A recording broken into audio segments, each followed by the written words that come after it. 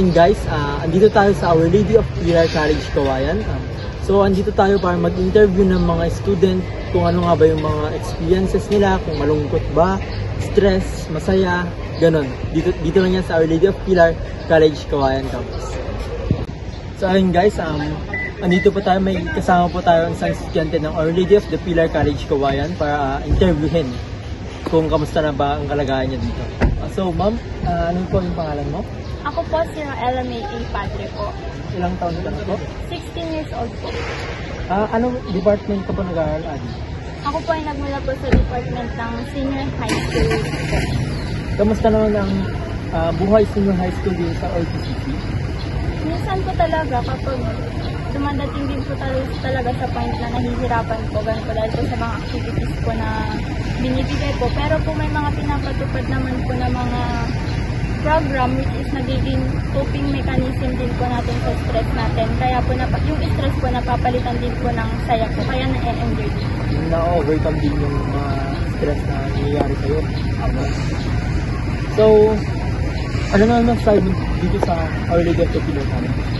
Ang masasabi ko po dito sa Our Lady of Pilar College, Cauayan, ay may good quality education po sila na ibinibigay, which is nakakatulong po sa bawat estudyante para po ma-ready nila po. As senior high school po, ma-ready po kami sa mga pwedeng mangyari sa college life po. So, ano po yung mga best experience mo habang nag-aaral kayo dito sa RTCC? First po is dahil po transferee ako, nakakilala po ako ng mga new friends po na naging part na po ng high school, senior high school life ko. And next po is yung mga pinapatupad po nila ng mga activity, gaya po nung concert sa Cup of Joe. And may mga activities din po sa room na na-enjoy po, gaya po ng mga pagbibigay po nila ng mga performances like po yung mga paintings, ganun po kasi mahilig po ako sa arts. Paano ma-describe ang RTCC as a student? May describe ko po ang RTCC as a student by they give a good quality education. This school is also have a masaya po. Tapos po siya, nakakatulong po siya para mas ma-ready po tayo sa college life. Mahirap ba mag-aaral dito sa RTCC? Gaya po lang sabi ko kanina, may mga stressful po na nangyayari, pero po nagbibigay rin po sila ng mga activities to scope that stress, and doon po tayo napupunta sa pagiging masaya rin po, kaya yung stress po is nawawala din po sa atin. Paano mo mahikayat yung ibang students na mag-enroll dito sa RTCC?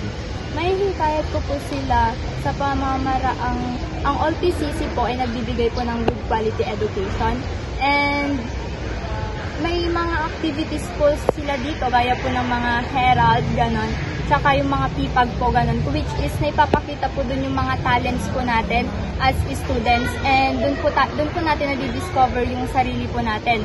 Ang RTCC po ay nagbibigay po sila ng mga parang inahanda po tayo sa college life, which is yung mga hindi po nagagawa ng ibang paaralan, nagagawa po sila dito sa RTCC po. Tsaka po yung mga faculty teachers po is mababait po sila, and they give approach to each students po.